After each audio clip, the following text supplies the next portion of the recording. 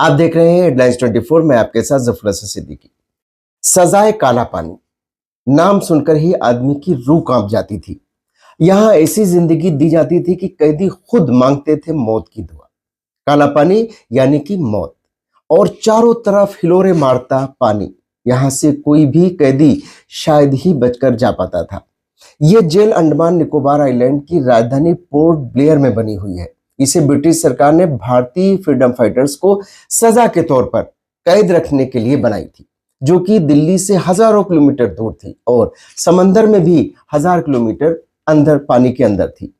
ये काला पानी के नाम से बदनाम थी। इस जेल को सेलुलर जेल भी कहा जाता है, क्योंकि इस जेल में कैदियों के मेलजोल को रोकने के लिए अलग अलग कोठरियां बनी हुई थी, जिन्हें सेल कहा जाता था, और सभी कैदियों को अलग अलग सेल में रखा जाता था।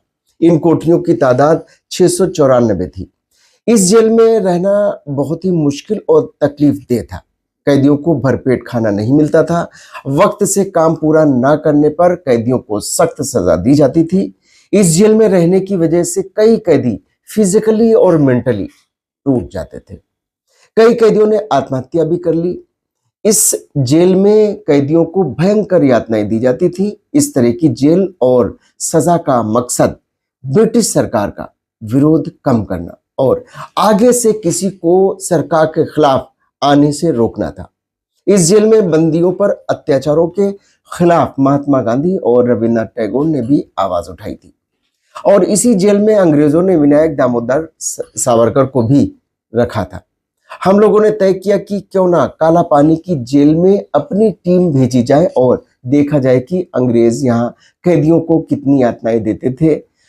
तो हमने महाराष्ट्र ब्यूरो चीफ नजरुल हसन सिद्दीकी को कांटेक्ट किया, तो पता चला कि वो गोवा दमन दीव के दीव में मौजूद है।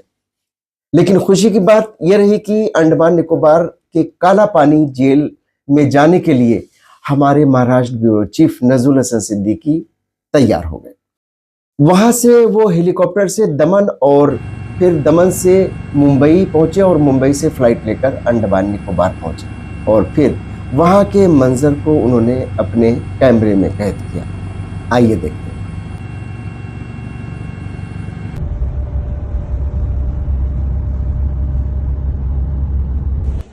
इसको हिंदी में बोलते हैं टिकटिकी। तो ब्रिटिश रूल के हिसाब से जिस किसी भी कैदी को फ्लॉगिंग किया जाएगा, इनको सबसे पहले टोटली नेकेड करते हैं। नेकेड करने के बाद इनके दोनों हाथ और दोनों पांव को स्टैंड के साथ लॉक किया जाएगा। एक बार हाथ और पांव लॉक करने के बाद पीछे बटक्स की ओर एक कॉटन क्लॉथ रखा जाएगा, जिसको आइदर बेल्ट या फिर रस्सा वगैरह से टाइट से बांध दिया जाएगा, ताकि ये लोग मूवमेंट ना कर पाए। Then punishment start. अब जो भी पनिशमेंट देता है, ब्रिटिश ऑफिसर हो, जमादार, टेंडर, पेटी ऑफिसर, जो भी बिलोंग करता है, मैक्सिमम कोड़े, मैक्सिमम स्टिक्स इनके बटक्स की ओर एक ही जगह पे मारते हैं।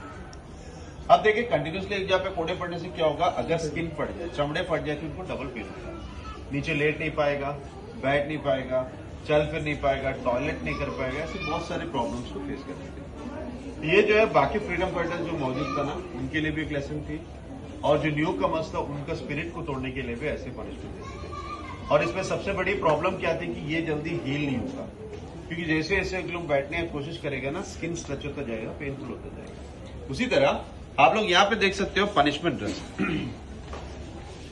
देखिए, जेल के अंदर हर एक रूम में एक एक कैदी को ही रखते थे। इनको क्या था, उस जमाने में आपस में बातचीत करना, मेलजोल करना कोई पॉसिबिलिटीज नहीं था।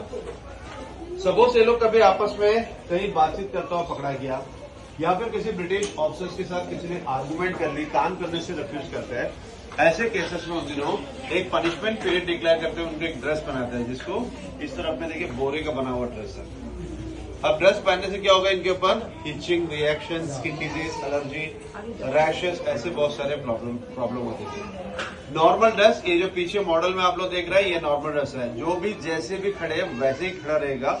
मेरे एक्सप्लेनेशन के बाद आप लोग आगे आके देख सकते हो। आप लोग पहले समझ लीजिए मैं क्या समझाना चाहता हूँ। तो ये नॉर्मल ड्रेस है। इस नॉर्मल ड्रेस के साथ साथ यहाँ पे जो पनिशमेंट्स होते थे, उनमें से 3 फिटर्स यहाँ पे दिखाए गए।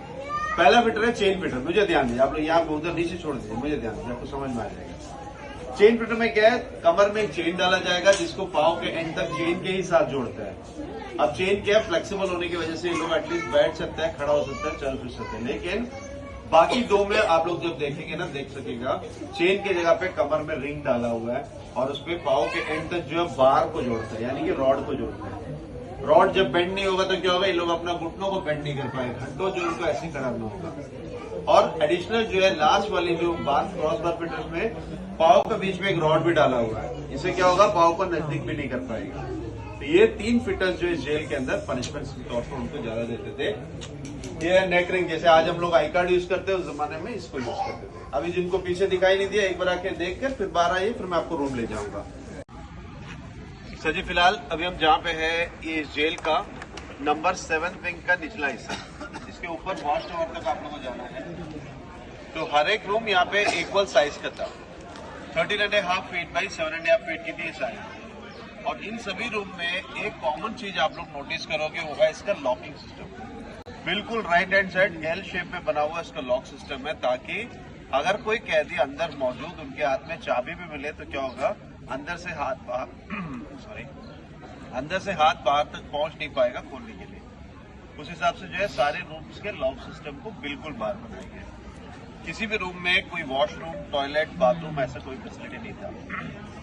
इनको रूम के अंदर एक छोटा सा वुडन बेड, एक ब्लैंकेट, खाना खाने के लिए एक बर्तन, पानी पीने के लिए छोटा सा एक बाउल और एक मिट्टी का घड़ा, जो क्ले पॉट होता है ना, अर्थन पॉट, ये इनको रूम में प्रोवाइड होता है। तो जनरली जब मॉर्निंग आवर्स पे इनको रूम से बाहर लाते थे, उस दौरान हर विंग के सामने में ओपन शेड भी था, जिसपे 15 से 20-25 कैदी टॉयलेट, बाथ ये सारे यूज करते थे। लेकिन जब शाम को एक बार अंदर लॉक हो गया, उसके बाद अगर इनको टॉयलेट वगैरह करनी थी तो उसी क्ले पॉट को यूज करना था, उसी मिट्टी के घड़े को यूज करते हुए पूरी रात अंदर रहेगी। नेक्स्ट डे मॉर्निंग इसका क्लीननेस वगैरह होगा। Ground floor, first floor, second floor, 3 floor का सेलुलर जेल। इन तीनों फ्लोर को देखिए एक सेंट्रल टावर के साथ जोड़ा गया है, जो ये कनेक्टिंग प्लेटफॉर्म। तो जो प्लेटफॉर्म है ना, वो अभी परमानेंटली फिक्स हुआ, अदरवाइज से रिमूवेबल करके कभी जरूरत पड़े तो उसको हटाने के हिसाब से बनाया गया है। तो हम लोग जब आगे की ओर जाएंगे, पहला जो रूम है उस रूम के अंदर एक फोटोग्राफ रखा गया, जिनका भी फोटोग्राफ वहाँ पे मौजूद है, उनका नाम है सचिंदर नाथ सानियाल जी। अंडमान में उनको 2 बार सजा के तहत लाया गया था, उनका फोटोग्राफ है। सेम ऊपर जो सैंपल्स वगैरह ऊपर वीर सावरकर जी के रूम में भी है। मैं अभी चेंज हो जाऊंगा, मैं दूसरा को वेंडर कर दूंगा। ऊपर जब जाएंगे आप लोग, ऊपर में देखेंगे वीर सावरकर जी के रूम, उसके बाद सीधे ऊपर वॉच टावर जहाँ पे व्यू पॉइंट है। ओके।